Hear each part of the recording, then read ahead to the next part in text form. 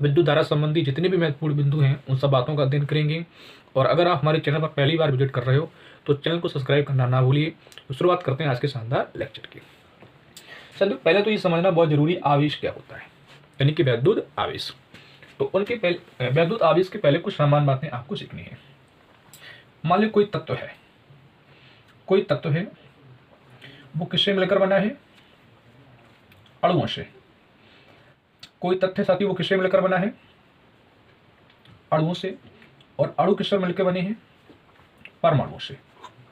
अणु किससे मिलकर बने साथियों? परमाणुओं से। और यदि परमाणु की बात करें तो परमाणु मिलकर बना है इलेक्ट्रॉन, प्रोटॉन और न्यूट्रॉन से। इलेक्ट्रॉन, प्रोटॉन और न्यूट्रॉन से। साथियों इस दुनिया में, इस संसार में जितने भी तत्व हैं, इस संसार में, इस ब्रह्मांड में जितने भी तत्व हैं, सभी तत्व अणुओं से मिलकर बने हैं और अणु परमाणुओं से मिलकर बना है और परमाणु इलेक्ट्रॉन, प्रोटॉन और न्यूट्रॉन से मिलकर बना है। सबसे पहले ये जान लेते हैं अणु क्या होते हैं और परमाणु क्या होते हैं। जैसे मान के चलो कोई एक गेहूं का दाना है, दाना के 10-50 टुकड़े कर दिए हमने, 10-50 टुकड़े कर दिए तो नहीं, उस दाने को हमने अणुओं के रूप में तोड़ दिया। अब उसी दाना को हमने इतना माइन कर दिया कि उससे अब ज़्यादा माइन करना संभव नहीं है। तो फिर हम उसका एक पार्टिकल उठाएं तो वो परमाणु है। और बाद में परमाणु के भी यदि उस छोटे से पार्टिकल के हम 3 टुकड़े और कर दें तो उनके नाम होंगे इलेक्ट्रॉन, प्रोटॉन और न्यूट्रॉन। तो साथियों जो अणु होता है किसी तत्व का एक छोटा टुकड़ा, और जो परमाणु होता है वो तत्व का सबसे छोटा टुकड़ा। जैसे मान लो चौक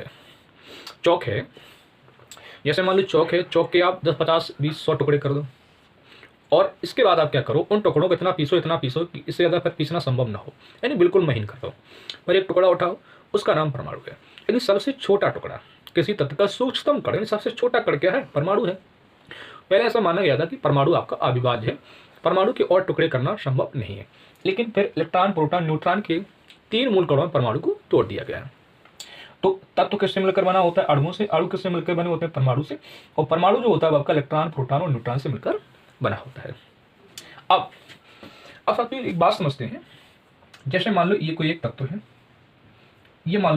है, इसका नाम हमने ए दिया, इसका नाम साथियों हमने बी दिया। इसका नाम ए दिया, इसका नाम बी दिया, ठीक है। इसका नाम ए दिया, इसका नाम हमने बी दिया। इन दोनों को हमने आपस में रगड़ा। जब इन दोनों को आपस में रगड़ेंगे तो साथियों क्या होता है कि एक तत्व से, यानी कि एक पदार्थ से इलेक्ट्रॉन दूसरे पदार्थ में जाने लगते हैं। मान के चलो साथियों कि ए पदार्थ से इलेक्ट्रॉन किस में जाने लगे? बी पदार्थ में। दो तत्व थे आपके पास ए और बी। जब इन दोनों को हमने आपस में रगड़ा तो एक पदार्थ से इलेक्ट्रॉन दूसरे पदार्थ में जाने लगते हैं। तो एक पदार्थ में इलेक्ट्रॉनों की कमी हो जाएगी और एक पदार्थ में इलेक्ट्रॉनों की वृद्धि हो जाएगी। तो साथियों अगर बात करते हैं तो ए से इलेक्ट्रॉन बी में गए तो ए में इलेक्ट्रॉनों की क्या हो जाएगी? ए में इलेक्ट्रॉनों की कमी हो जाएगी। और बी में प्रवेश कर गए तो बी में क्या? इलेक्ट्रॉनों की वृद्धि हो जाएगी।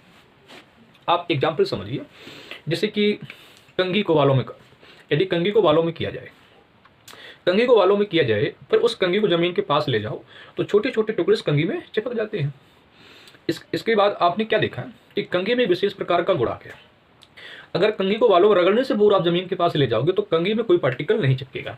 जब कंघी को हमने वालों में कर लिया तो छोटे छोटे जो जमीन में कागज के टुकड़े, धूल के कण इत्यादि थे वो कंघी में चिपकने लगे। तो ये गुण कहाँ से आया? ये गुण रगड़ने की बात ही तो आया। तो वही बात है कि एक पदार्थ ए, एक पदार्थ बी है। जब एक वस्तु से इलेक्ट्रॉन दूसरी वस्तु में जाने लगे और जिस वस्तु से इलेक्ट्रॉन जाते हैं उसमें इलेक्ट्रॉनों की बढ़ोतरी हो जाती है और जिससे जाते हैं उसमें कमी हो जाती है। तो इलेक्ट्रॉनों की कमी और बढ़ोतरी से वस्तुओं में एक विशेष प्रकार का गुण आ जाता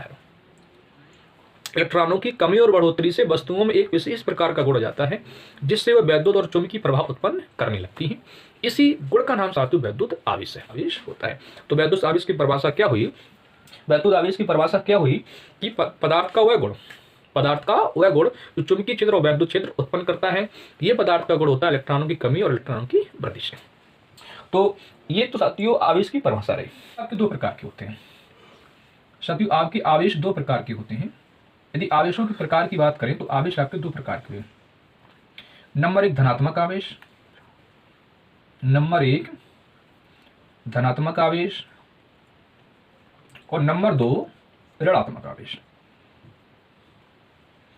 नंबर 1 धनात्मक आवेश और नंबर 2 ऋणात्मक आवेश। आवेशों को साथियों दो प्रकार में बांटा गया है, नंबर 1 धनात्मक आवेश और नंबर 2 ऋणात्मक आवेश। अब धनात्मक आवेश का हुआ, ऋणात्मक आवेश का होता है। तो धनात्मक आवेश में क्या होता है, धनात्मक आवेश में इलेक्ट्रॉनों की कमी होती है, धनात्मक आवेश में इलेक्ट्रॉनों की कमी होती है, और ऋणात्मक आवेश में क्या होता है, इलेक्ट्रॉनों की वृद्धि होती है। धनात्मक आवेश में इलेक्ट्रॉनों की कमी होती है, ऋणात्मक आवेश में क्या होती है, इलेक्ट्रॉनों की वृद्धि होती है। तो सीधी सी बात, यहां से भी बात कह सकते हैं कि इलेक्ट्रॉनों की कमी के कारण, इलेक्ट्रॉनों की कमी के कारण वस्तु में उत्पन्न आवेश, इलेक्ट्रॉनों की कमी के कारण वस्तु में उत्पन्न आवेश धनात्मक आवेश कहलाता है, और इलेक्ट्रॉनों की वृद्धि के कारण, इलेक्ट्रॉनों की वृद्धि के कारण वस्तु में उत्पन्न आवेश ऋणात्मक आवेश कहलाता है। एक परिभाषा दी हो गई, या एक परिभाषा आप ऐसे भी कह सकते हो कि जो वस्तु इलेक्ट्रॉन को त्याग देती है, जो वस्तु इलेक्ट्रॉन को त्याग देती है उन पर धन आवेश होता है, और जो वस्तु इलेक्ट्रॉन को ग्रहण कर लेती है उन पर ऋण आवेश होता है। तो आपके आवेश दो प्रकार के हो गए। एक एग्जाम्पल लेके चल रहे हैं साथियों, एग्जाम्पल है रेशम के कपड़े में कांच की छड़ को रगड़ा जाए। यदि रेशम के कपड़े में कांच की छड़ को रगड़ा जाए होगा, रेशम के कपड़े में कांच की छड़ को रगड़ा जाए तो कांच की छड़ से कुछ इलेक्ट्रॉन रेशम के कपड़े में चले जाते हैं। तो यहाँ पर इलेक्ट्रॉनों की कमी की वृद्धि, कांच की छड़ में इलेक्ट्रॉनों की कमी हो जाएगी, इलेक्ट्रॉनों की कमी हो जाएगी, इसीलिए जो आपकी कांच की छड़ है, इसीलिए जो आपकी कांच की छड़ है उस पर जो आवेश होगा वो कैसा होगा, धन आवेश होगा।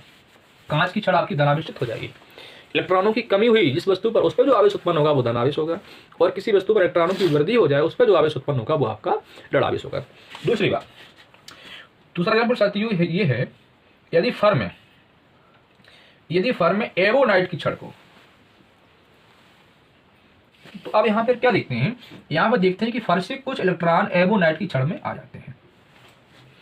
रेशम के कपड़े से कांच की छड़ को रगड़ा था, तो कांच की छड़ से इलेक्ट्रॉन रेशम के कपड़े में पहुंच गए थे, तो यहाँ पर कांच की जो छड़ है वो आपकी धनावेशित हो गई थी, और जो रेशम का कपड़ा था वो ऋणावेशित हो गया था।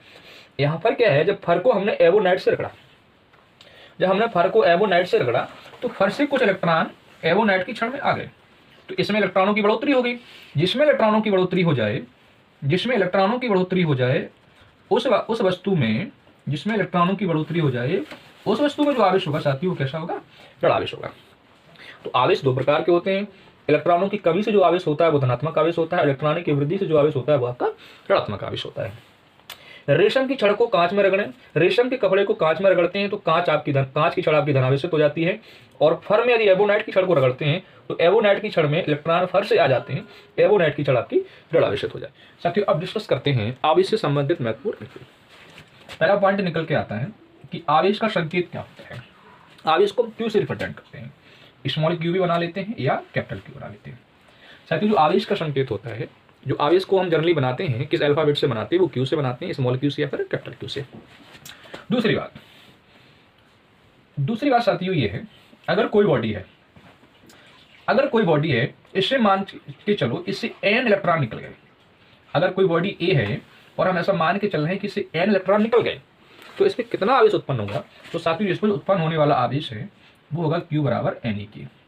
ये बात समझ आई आपको हमारी। कोई एक बॉडी है, अगर उसमें n इलेक्ट्रॉन बाहर से आ रहे हैं तो भी Ne आवेश होगा, यदि उससे इलेक्ट्रॉन निकल रहे हैं तो भी Ne आवेश होगा, बस यदि बाहर से आ रहे हैं तो नेगेटिव आवेश होगा, यदि वो वस्तु स्वयं इलेक्ट्रॉन तैयारी तो उस पर पॉजिटिव आवेश होगा। तीसरी बात बच्चों यहाँ से निकल के ये आती है कि आवेश का मात्रक क्या होता है, आवेश का यूनिट क्या होता है। तो आपको याद रखना है कि जो आवेश का मात्रक होता है साथियों वो क्या होता है, कूलाम होता है। आवेश की मात्रक की बात करते हैं तो क्या होता है, कूलाम होता है। और चौथा पॉइंट साथियों, अगर हम आवेश की बात करें कि आवेश सदिश राशि है कि अदिश राशि है, तो साथियों आपको याद रखना है कि आवेश है वो कैसी राशि है, आवेश आपकी अदिश राशि है, यानी इसमें केवल मैग्नीट्यूड होता है, डायरेक्शन से कोई लेना देना नहीं होता है। पहला पॉइंट, आवेश को हम स्मॉल क्यू बनाते हैं या फिर कैपिटल क्यू बनाते हैं। अगर कोई बॉडी है वो n इलेक्ट्रॉन त्याग रही है तो उस पर Ne आवेश होगा, और यदि कोई वस्तु इलेक्ट्रॉन बाहर से आ रहे हैं तो भी उस पर Ne आवेश होगा, बस आ रहे हैं बाहर से तो नेगेटिव आवेश होगा, अगर वस्तु स्वयं इलेक्ट्रॉन त्याग रही है तो उस पर पॉजिटिव आवेश होगा। मात्रा की बात करते हैं तो कूलाम होता है, और राशि की बात करते हैं तो वो कैसी राशि होती है, आपकी अदिश राशि होती है। साथियों यहाँ से बहुत इंपॉर्टेंट पॉइंट ये होता है कि अगर कोई बॉडी है, जे मान लेते हैं कोई एक वस्तु है, वस्तु साथियों इस समय विद्युत की उदासीन है। अब इस बात की हमें व्याख्या करनी है कि कोई भी परमाणु हो, परमाणु भी कह सकते हैं, वस्तु या परमाणु है वो विद्युत का उदासीन होता है, इस बात की हमें व्याख्या करनी है। तो आपको याद रखना है कोई भी बॉडी हो एक्स वाई जेड, उसमें नंबर ऑफ इलेक्ट्रॉन हमेशा बराबर होते हैं नंबर ऑफ प्रोटॉन के। ये साथियों कॉन्सेप्ट है। कोई भी वस्तु हो या कोई परमाणु हो, कोई वस्तु हो कोई परमाणु हो, तो उसमें जितने इलेक्ट्रॉन होंगे उतने ही प्रोटॉन होंगे। अब मान के चलो सपोज ये वस्तु है, इसमें अगर और 4 इलेक्ट्रॉन हैं तो 4 ही प्रोटॉन होंगे। जो इलेक्ट्रॉन पे जो आवेश होता है वो नेगेटिव होता है, प्रोटॉन पे जो आवेश होता है वो पॉजिटिव होता है। तो यदि इस वस्तु में 4 इलेक्ट्रॉन है तो कितना आवेश हो जाएगा, 4 ही हो जाएगा माइनस का, क्योंकि जो इलेक्ट्रॉन पे जो आवेश होता है वो नेगेटिव होता है। और अगर 4 प्रोटॉन है तो कितना आवेश हो जाएगा, 4e पॉजिटिव आवेश हो जाएगा। तो यदि इन दोनों को जोड़ोगे आप तो कितना मिल जाएगा, कुल आवेश की बात करेंगे तो 4e से 4e कैंसिल हो कितना आ जाएगा, 0 हो जाएगा। साथियों यहाँ से एक बात स्पष्ट होती है कि कोई परमाणु है, कोई भी वस्तु है, उसमें जितने इलेक्ट्रॉन होंगे उतने ही प्रोटॉन होंगे, और एक वस्तु पर जितने इलेक्ट्रॉन उतने ही प्रोटॉन। जितना आवेश इलेक्ट्रॉन पर होता है उतना ही आवेश प्रोटॉन पर होता है, बस प्रकृति अलग होती है। इलेक्ट्रॉन का आवेश नेगेटिव होता है, प्रोटॉन का आवेश पॉजिटिव होता है। तो इस वस्तु में मान लो 4 इलेक्ट्रॉन है तो 4 प्रोटॉन है, तो 4 इलेक्ट्रॉन पे आवेश -4 ही हो जाएगा और 4 प्रोटॉन का आवेश 4 ही हो जाएगा। कुल आवेश की बात करेंगे 0 आ गया। यहाँ से एक बात स्पष्ट हो जाती है, कोई वस्तु है या कोई परमाणु है तो विद्युत का उदासीन होता है। दूसरी बात, अगर हम आपसे बात करते हैं कि एक कूलाम आवेश में, अगर हम आपसे कहते हैं कि एक कूलाम आवेश में कितने इलेक्ट्रॉन होते हैं, एक कूलाम आवेश में कितने इलेक्ट्रॉन होते हैं, तो साथियों फार्मूला होता है Q बराबर Ne। Q बराबर 1 रखेंगे, नंबर ऑफ इलेक्ट्रॉन निकालना है, स्मॉल ई का मान हो जाएगा 1.6 × 10⁻⁻⁹। साथियों अगर यहाँ से n की बात करेंगे तो n बराबर निकलेगा 1/1.6 × 10⁻⁻19। इसको सॉल्व करेंगे हम तो 10/16 गुणा 10⁻19 ऊपर भेज दिया इसको हमने, काट दो इसको भाई, कितना आएगा 5/8 गुणा 10⁻19, 8 का भाग कर देंगे तो 0.625 × 10⁻19। इसको आगे सॉल्व करेंगे तो क्या आएगा 6.25 × 10⁻18। तो साथियों से एक कॉन्सेप्ट और निकल के आता है। कॉन्सेप्ट ये निकल के आता है, अगर एक कूलाम में इलेक्ट्रॉनों की संख्या बात करें, अगर एक कूलाम में इलेक्ट्रॉनों की संख्या की बात करें तो एक कूलाम में साथियों इलेक्ट्रॉन होते हैं 6.25 गुणा 10⁻18। कभी क्वेश्चन आ जाए एक्स वाई जेड ऑब्जेक्ट में क्वेश्चन आ जाए, ऑब्जेक्टिव में अगर क्वेश्चन आ जाए एक कूलाम में कितने इलेक्ट्रॉन होते हैं, तो आपको मौजवानी भी याद रखना है कि एक कूलाम में अगर इलेक्ट्रॉनों की बात करते हैं तो 6.25 गुणा 10⁻18 इलेक्ट्रॉन होते हैं। साथियों आप समझते हैं विद्युत धारा होती क्या है, विद्युत धारा क्या होती है। साथियों जल बह रहा है तो जल प्रवाह की जो दर होती है उसको हम जल धारा कहते हैं। उसी प्रकार आवेश प्रवाह की जो दर होती है वो विद्युत धारा कहलाती है। साथियों विद्युत धारा को हम I लिखते हैं, क्या लिखते हैं I। तो I बराबर फार्मूला हो गया Q/T। I बराबर फार्मूला हो गया Q/T। यहाँ से कॉन्सेप्ट पकड़ने की बात करेंगे। मान के चलते हैं कोई चालक है और उस चालक में यदि T समय में Q आवेश प्रवाहित हुआ है, एक चालक है, उस चालक में T सेकंड में यदि Q आवेश प्रभावित हुआ है तो I बराबर होगा Q/T। यदि T का मान 1 ले लें, T बराबर यदि 1 सेकंड ले लें तो I बराबर क्या मिल जाएगा, I बराबर आपको मिल जाएगा Q। तब आपको I बराबर Q मिल जाएगा। तो साथियों विद्युत धारा की परिभाषा समझने पहले, जिस प्रकार जल बहने की जो दर होती है उसे हम जल धारा कहते हैं, ठीक उसी प्रकार आवेश बहने की जो दर है उसे विद्युत धारा कहते हैं। तो पहली परिभाषा साथियों ये बन जाती है, आवेश प्रवाह की दर को विद्युत धारा कहते हैं।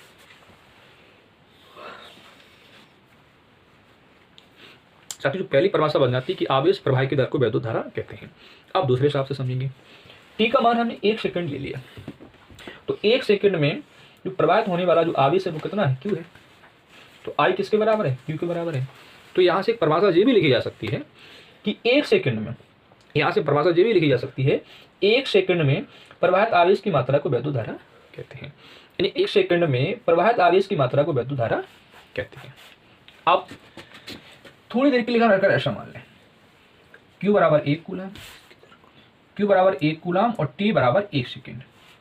Q बराबर 1 कूलाम और T बराबर 1 सेकेंड, तो I बराबर आपको मिलेगा 1/1, I बराबर हो गया आपका 1 एम्पियर। I बराबर 1 एम्पियर। यदि कभी एम्पियर की परिभाषा आ जाए, यदि कभी एम्पियर की परिभाषा आ जाए कि एम्पियर से आप क्या समझते हो, तो आप लिख सकते हो यदि किसी चालक में, चालक शब्द जोड़ना जरूरी है, यदि किसी चालक में 1 सेकंड में 1 कूलाम आवेश प्रवाहित हो, यदि किसी चालक में 1 सेकंड में 1 कूलाम आवेश प्रवाहित हो, तब उस चालक में बहने वाली धारा 1 एम्पियर होगी। साथियों धारा से संबंधित महत्वपूर्ण बातें कर लेते हैं। पहली बात साथियों, धारा है वो आपकी कैसी राशि है? आदेश राशि है। कैसी राशि है? आदेश।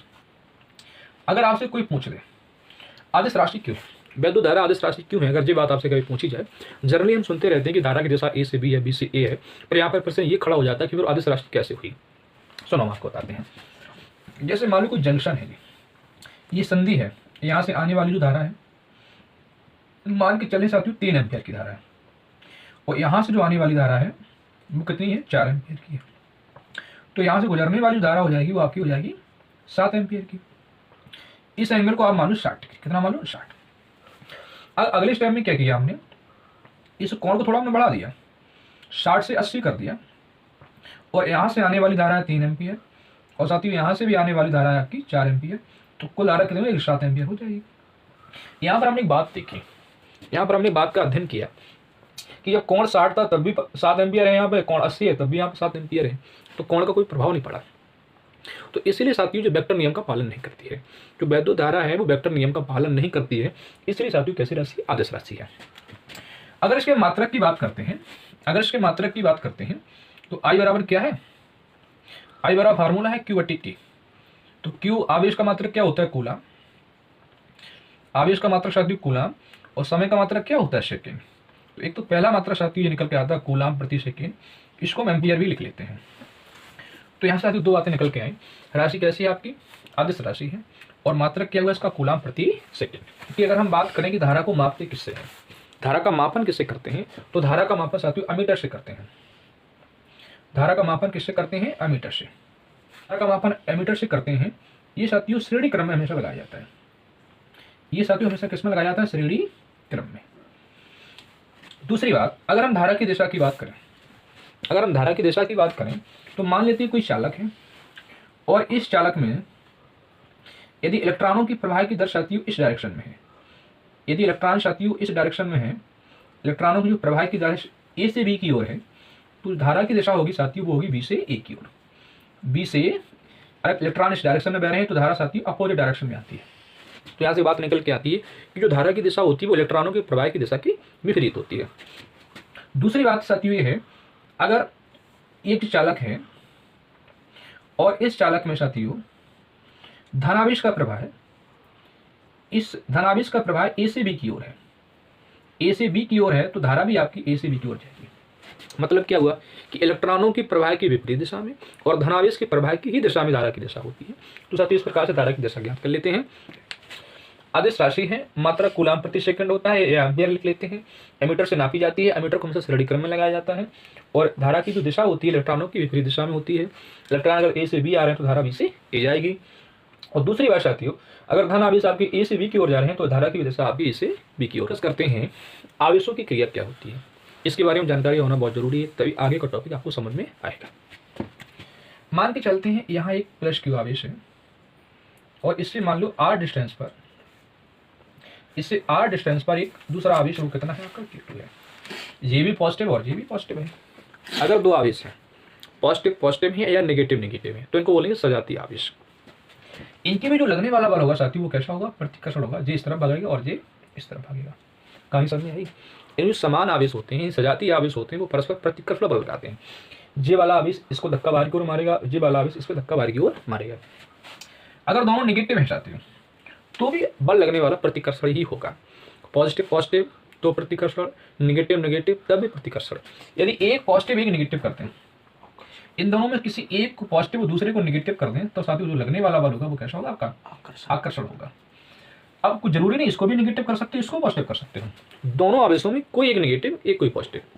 तो जो ऐसे आवेश होते हैं वो विजातीय आवेश होते हैं, और इनके भी जो लगने वाला बल होता है वो आपका आकर्षण का होता है। अब बात करते हैं वैद्युत विभव की। अब बात करते हैं साथियों वैद्युत विभव की। वैद्युत विभव से पहले वैद्युत क्षेत्र को जान लेते हैं। वैद्युत विभव से पहले हम वैद्युत क्षेत्र को जान लेते हैं, क्योंकि थोड़ी बातें वैद्युत क्षेत्र के प्रयोग की जाएंगी। मान के चलो कोई प्लस क्यू चार्ज है, प्लस क्यू चार्ज है, तो ये वाला जो चार्ज है अपने चारों ओर एक इलेक्ट्रिक फील्ड बनाएगा। ये वाला प्लस क्यू चार्ज है अपने चारों ओर एक इलेक्ट्रिक फील्ड बनाएगा। यदि इसके समीप हम कोई छोटा सा आवेश ले आए क्यू नॉट, यदि इस आवेश के समीप हम कोई छोटा सा आवेश क्यू नॉट लाए, तो ये वाला आवेश इस वाले आवेश पे कैसा बल लगाएगा? बाहर की ओर लगाएगा, प्रतिकर्षण बल। तो वैद्युत क्षेत्र की परिभाषा क्या होती है? किसी आवेश या आवेश समुदाय के चारों ओर का वह क्षेत्र, इसके चारों ओर इलेक्ट्रिक फील्ड बनेगा। किसी आवेश या आवेश समुदाय के चारों ओर का वह क्षेत्र जिसमें किसी अन्य आवेश को लाने पर वह वैद्युत बल का अनुभव करता है। या तो यदि नेगेटिव होगा तो आकर्षण बल लगेगा इस पर, यदि ये पॉजिटिव होगा तो प्रतिकर्षण बल लगेगा। तो वैद्युत क्षेत्र की दिशा की बात करें तो धन आवेश के कारण वैद्युत क्षेत्र बाहर की ओर होता है। अगर पॉजिटिव चार्ज है साथियों तो ये वैद्युत क्षेत्र कहाँ के बाहर की ओर बनाएगा। यदि इसी में निगेटिव कर देते हैं हम तो वैद्युत क्षेत्र कहाँ की ओर होता है? अंदर की ओर। तो आपको पॉइंट एक समझना है कि वैद्युत क्षेत्र धन आवेश के कारण बाहर की ओर होता है और ऋण आवेश के कारण अंदर की ओर होता है। तो आप समझते हैं वैद्युत विभव क्या होता है। एक बिंदु ए है, इस पे प्लस क्यू चार्ज है, इससे स्मॉल आर डिस्टेंस पर एक बिंदु बी है, इससे स्मॉल आर डिस्टेंस पर एक बिंदु बी है।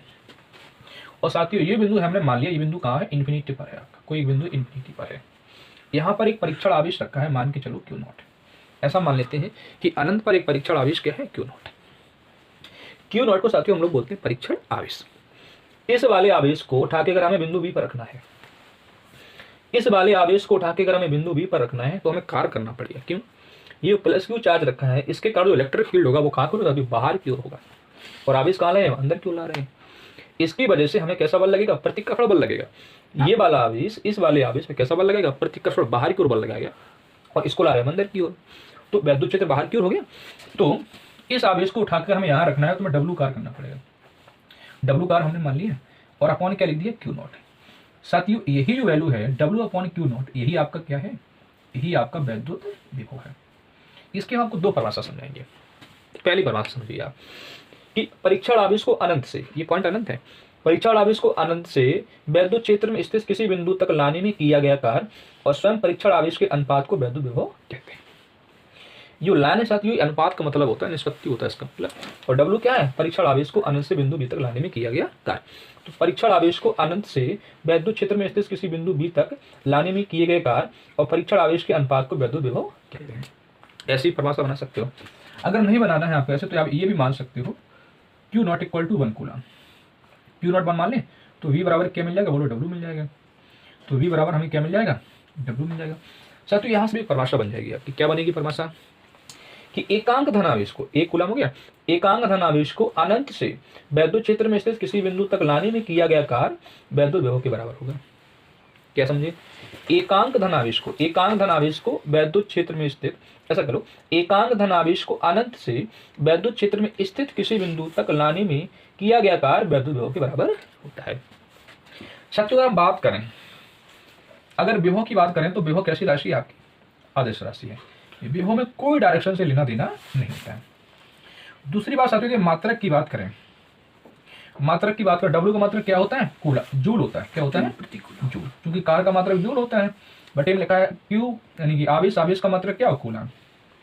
तो इसका जो मात्रक बना वो क्या बना? जूल प्रति कूलम। इसको हम वोल्ट में लिख लेते हैं साथियों। क्या लिख लेते हैं? वोल्ट लिख लेते हैं। यदि मैं वोल्ट की परिभाषा कहने के लिए आ जाए कि वोल्ट से आप क्या समझते हैं, वोल्ट से आप क्या समझते हैं, तो क्या बनाएंगे? देखिए इस वाले सूत्र में, यदि इस वाले सूत्र में क्यू नॉट का मान यदि हम 1 कूलम ले लें और डब्ल्यू बराबर भी हम 1 जूल ले लें तो वी बराबर क्या मिलेगा? वी बराबर मिलेगा हमें 1 जूल प्रति कूलम, या हमें वोल्ट 1 वोल्ट भी मिल जाएगा या 1 जूल प्रति कूलम मिल जाएगा। इस वाले डब्ल्यू का मान 1 ले लिया जाए और क्यू नॉट का मान भी 1 हो जाए तो 1/1 करेंगे, 1 आ जाएगा। तो वोल्ट की परिभाषा बनती है कि एकांक धनावेश को, याद देख लीजिए, एकांक धनावेश को अनंत से वैद्युत क्षेत्र में स्थित किसी बिंदु तक लाने में किया गया कार्य 1 जूल हो। क्या? एकांक धनावेश को, एकांक धनावेश को अनंत से वैद्युत क्षेत्र में स्थित किसी बिंदु तक लाने में किया गया कार्य 1 जूल हो, तब उस बिंदु पर विभव 1। साथियों आप समझते हैं वैद्युत विभवांतर क्या होता है? तो ये बिंदु O हो गया, यहाँ बिंदु A हो गया और यहाँ बिंदु B हो गया। यहाँ पर प्लस क्यू चार्ज रखा है, यहाँ पर प्लस क्यू चार्ज रखा हुआ है। यदि मान लो बिंदु B पर एक आपका कोई चार्ज क्यू नॉट, परीक्षण आवेश क्यू नॉट है, यदि इस वाले आवेश को उठा के अगर यहाँ रखना है आपको, तो यदि हम वैद्युत क्षेत्र की बात करें तो कहाँ की ओर? बाहर की ओर होगा, क्योंकि प्लस आवेश के कारण वैद्युत क्षेत्र हमेशा बाहर की ओर होगा। इलेक्ट्रिक फील्ड कहाँ की ओर होगा? बाहर की ओर होगा। अब ये वाला आवेश इस वाले आवेश पे कैसा बल लगा रहा है, प्रतिकर्षण बल लगा रहा है, क्योंकि दोनों कैसे हैं, पॉजिटिव हैं। हम इसको उठा के यहाँ रखना चाह रहे हैं और बल लग रहा है बाहर की और हम ला रहे हैं अंदर की ओर, तो हमें कार्य करना पड़ेगा। तो वो कार्य हमने डब्ल्यू मान लिया, वो कार्य हमने डब्ल्यू मान लिया और हमने परीक्षण आवेश से भाग दे दिया उस कार्य में, तो हमें क्या मिल गया, विभवांतर मिल गया। विभवांतर को शायद तो डेल्टा वी से लिख लेते हैं, दो बिंदुओं के बीच का जो विभव का अंतर है वही आपका क्या है, विभवांतर है। अब परिभाषा कैसे लिखेंगे, पहली परिभाषा तो आप साथियों यहाँ से ऐसे निकालेंगे कि परीक्षण क्यू नॉट, साथियों इसको परीक्षण आवेश पढ़ लेते हैं। परीक्षण आवेश को वैद्युत क्षेत्र में स्थित एक बिंदु से दूसरे बिंदु तक लाने में किए गए कार्य और स्वयं परीक्षण आवेश के अनुपात को वैद्युत विभवांतर कहते हैं। डब्ल्यू क्या है साथियों, डब्ल्यू है परीक्षण आवेश को बिंदु बी से बिंदु ए तक लाने में किया गया कार्य, और इस लाइन को पढ़ेंगे हम अनुपात और क्यू नॉट को पढ़ेंगे परीक्षण आवेश। तो क्या हुआ कि परीक्षण आवेश को वैद्युत क्षेत्र में स्थित एक बिंदु से दूसरे बिंदु तक लाने में किए गए कार्य और परीक्षण आवेश के अनुपात को वैद्युत विभवांतर कहते हैं। अगर ऐसे नहीं करना तो ऐसे भी कह सकते हो, क्यू नॉट को एक कूलाम मान लो, क्यू नॉट इक्वल टू एक कूलाम हो जाएगा, तो डेल्टा वी बराबर क्या मिलेगा, तो डेल्टा वी बराबर आपको डब्ल्यू मिल जाएगा। तो एक परिभाषा यहाँ से भी निकल के आएगी, क्या निकल के आएगी कि एकांक धनावेश को, एकांक धनावेश को वैद्युत क्षेत्र में स्थित एक बिंदु से दूसरे बिंदु तक लाने में किया गया कार्य वैद्युत विभवांतर है। अगर हम आपसे पूछ दें कि बिंदु बी पर विभव ज़्यादा होगा कि बिंदु ए पर विभव ज़्यादा होगा, तो आपको याद रखना है कि जो बिंदु ज़्यादा नज़दीक होता है वहाँ पर विभव कम होता है और जो बिंदु साथियों दूर होता है वहाँ पर विभव ज़्यादा होता है। अब इसकी बात करते हैं कि राशि सादिश है कि आदिश है। तो ये भी साथियों राशि कैसी है, आदिश है। विभवांतर भी आपकी आदिश राशि है। यदि इसके मात्रक की बात करते हैं तो मात्रक कूलाम जूल प्रति कूलाम बनता है, मात्रक बनता है साथियों जूल प्रति कूलाम। और साथियों जूल प्रति कूलाम इसका मात्रक एक और होता है, वो क्या होता है, वोल्ट होता है। क्या होता है, वोल्ट। अगर यहां से हम वोल्ट की परिभाषा बनाए तो यदि W बराबर एक कूलाम, एक जूल लिख दें, W बराबर एक हम जूल लिख दें और Q नॉट यदि हम एक कूलाम ले लें तो डेल्टा V बराबर क्या मिलेगा, डेल्टा V बराबर मिलेगा 1/1, तो डेल्टा V बराबर आपका 1 वोल्ट हो जाएगा। डेल्टा वी बराबर आपका 1 वोल्ट हो जाएगा। तो यहाँ से परिभाषा साथियों 1 वोल्ट की क्या बनाओगे, बहुत इंटरेस्टिंग बात है। एक कूलाम आवेश यहाँ रखो, आप उसको उठा के यहाँ रखो तो हमें कार्य करना पड़ेगा। यदि उस एक कूलाम आवेश को यहाँ से उठाकर यहाँ तक रखने में यदि 1 जूल कार्य करना पड़े तो इन दो बिंदुओं के बीच जो पोटेंशियल डिफरेंस होगा वो आपका 1 वोल्ट होगा। परिभाषा हम देखेंगे, एक कूलाम आवेश को, साथियों को कहाँ गया, एक कूलाम आवेश को वैद्युत क्षेत्र में स्थित एक बिंदु से दूसरे बिंदु तक लाने में किया गया कार्य 1 जूल हो तब उन बिंदुओं के बीच विभवांतर आपका 1 वोल्ट होगा। राशि आदिश है, मात्रक जूल प्रति कूलाम होता है और इसको वोल्ट भी